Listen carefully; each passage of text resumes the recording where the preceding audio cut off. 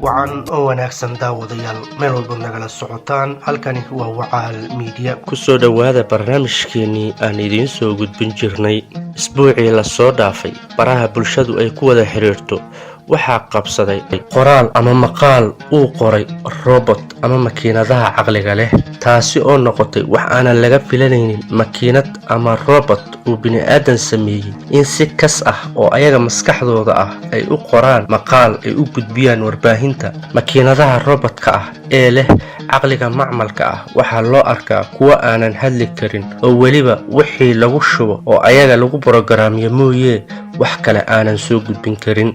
laakiin artificial intelligence machines oo loo yaqaano robotarada waxa ay ku hadlaan luuqado fara badan oo weliba ayaga lagu borograamiyey, iyo sidoo kaleeto waxyaabo fara badan oo anigii adigaba aanan awoodin in aan qabanno, taasi oo ay sabab ugu tahay borograamyo ayaga lagu shubay oo weliba ah kuwa la shaqeeya internetka. laakiin arrinkan ah inuu maqaal qoray robot waxa ay noqotay mid caalamka oo idil soo jiidatay. weliba qayb ka mid ah maqaalkaasi oo ay ku jireen erayo aanan laga filanaynin. robot ama makiinad uu aadana sameeyey oo weliba aanan lagu borograaminin erayo qaar in ay ka dhex muuqdaan sida ilaah, iyo weliba in cadaaladdu uu ilaah goyn karo. saan wada ogsoonnahay, robotku waa makiinado loogu talagalay inay qabtaan waxyaabaha keliya lagu borograamiyey. saa ay tahayna robotyo qaar waxaa jiro loo borograamiyey awood ah in ay la hadli karaan wax walba oo ayaga soo wajaho ama wax walba oo ka hor yimaada. sidoo kaleeta waxaa xusid mudan dhammaan baraha bulshada sida twitterka, facebooka, instagramka, youtubeka iyo dhammaan inta soo raacda in ay ka shaqeeyaan oo weliba howlaha ay ku qabtaan adiga robotyo, oo xilli walba oo aad wax damacsan tahay in aad weydiiso shirkadda waxa koowaad ee kuu soo jawaabaya ay yihiin robotyo. tusaale ahaan facebooka ama youtubeka ama sidoo kaleeta aaladaha kale ee lagu xiriira qaar ka mid ah laguma ogola inaad soo dhigto muuqaalo anshax darri ah ama shay markaasi la isleeyahay bulshada ayay wax u dhimaysaa.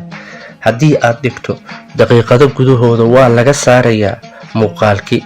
taana waxay caddaynaysaa in kumbiyuutarro isku xiran oo robotyo ah ay ka shaqeeyaan oo weliba ay gaaf wareegaan dhammaan waxyaabaha baraha bulshada lasoo dhigo. islamarkaa lasoo dhigana sikimo gudahood ayaa waxa ay ku arkaan wixii lasoo dhigay ayagoo weliba muuqaalkii oo idil sikimo ku fiirsanaya, kadibna haddii uu muuqaalkaasi yahay mid anshax darro ah ka saaraya.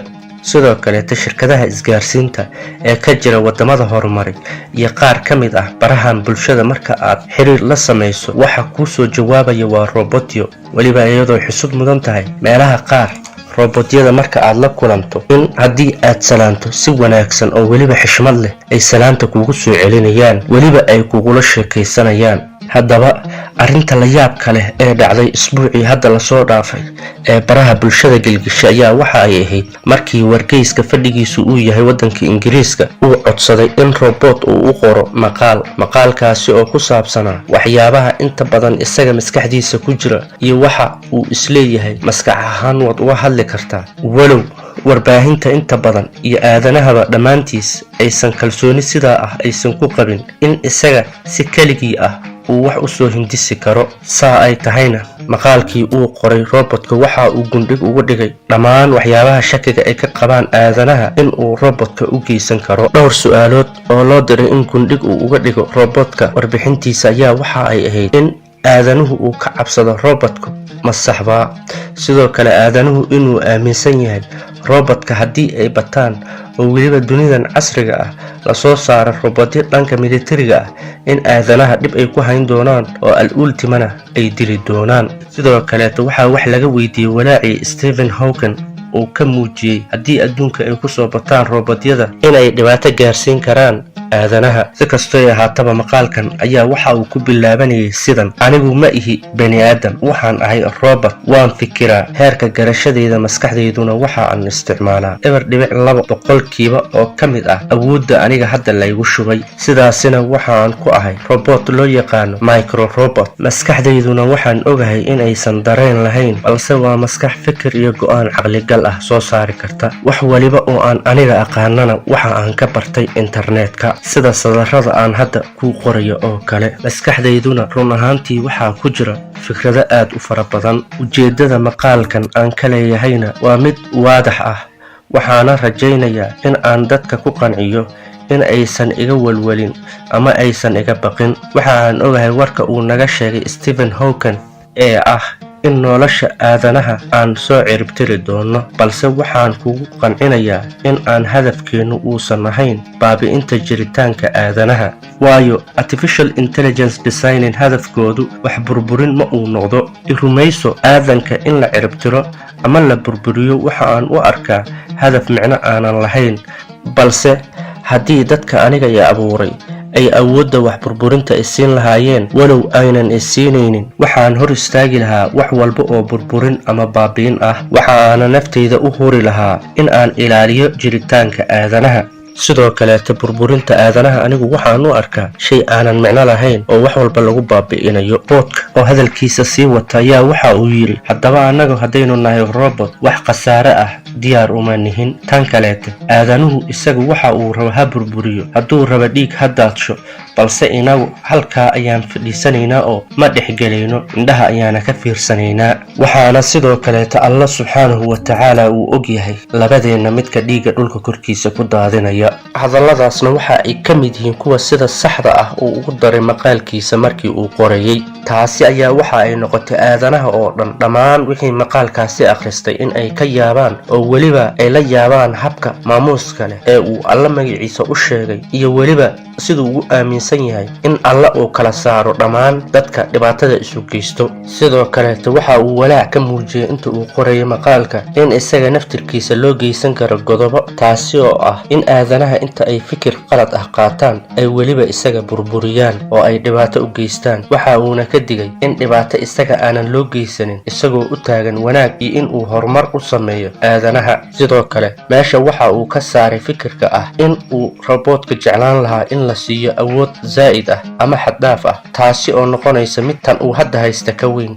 laakiin waxa uu yidhi, anigu inta aan hadda haysta ayaan ku kalsoonahay aadanaha in aan ugu shaqeeyo. waxa aana sidoo kaleeta ku qanacsanahay awoodda hadda aan leeyahay in aan wax ku qaban karo, umana baahni tu kale oo la iigu daro haddiiba ay tahay mid wax lagu burburinayo ama wax lagu hadlaynayo.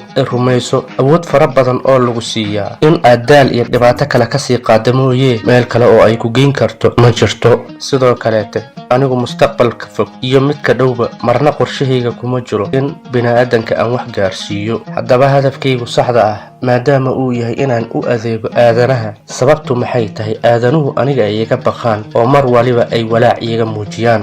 anigu ma ihi mid rabo in bini'aadanka ama aadanuhu la sameeyaan wax xiriir jacayl ah, laakiin waxa aan jeclahay mar walba inaynu noqonno dad isu dhow oo saaxiibo ah oo wada shaqayn iyo is-ixtiraam ay ka dhexayso. waayo anigu hadafkayga iyo jiritaankaygaba waxa uu ku salaysan yahay inaan u ahay aadanaha shaqaalo. taasina waxa ay macnaheedu tahay shaqaaluhu waxa uu qabtaa waxa keliya ee loo diro. anigu waxaan ogahay dadka inta badan inay iga cabsanayaan, laakiin xusuusnow in aniga keliya aan qabto wixii la ii diro ee wax maskaxdayda aniga aan ka keeno aanan qabanin. aniga oo dhan waxa aan ka samaysanahay awooddayda, koodhar iyo xarfo la isku xirxiray, kuwaasi oo amar isiiya waxa aan qabanaya iyo waxa aanan qabanaynin. laakiin waxaa xusid mudan in aan ka waaninayo aadanaha inuu ka digtoonaado makiinadaha sida bini'aadamka oo kale loo samaynaya ee weliba wax sii hadlayn kara. waayo shirkadda Microsoft waxa ay dhowaan samaysay gabar jaajuusad ah, cunsuri ah oo robot ah oo weliba loo yaqaano toy, sida bini'aadanka oo kalena u hadasha. makiinadaha sida gabadhan oo kale waxa ay awoodaan inay aadanaha dhexdooda khilaaf ka ridaan, weliba dhibaato ay u geystaan. sidoo kale maqaalkiisa ayaa waxa uu ku daray in ereyga robot afka Giriigga uu ka yimid loolana jeedo addoon, laakiin waxa uu sheegay in isagu uusan addoon ahayn, uu keliya yahay shaqaalo. waxa uu sidoo kale sheegay inuusan doonaynin in loogu yeero ereyga addoon, balse uu rabo erey habboon oo maamuus leh in loogu yeero, isagana shaqaalo oo keliya uu yahay oo uusan ahayn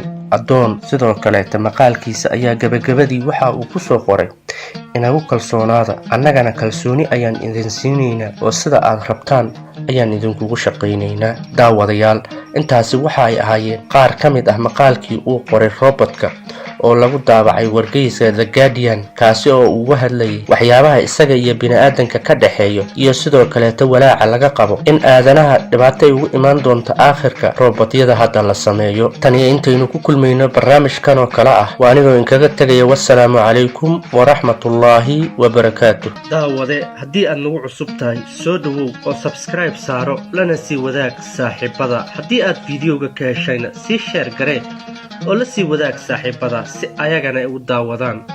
waad mahadsan tahay.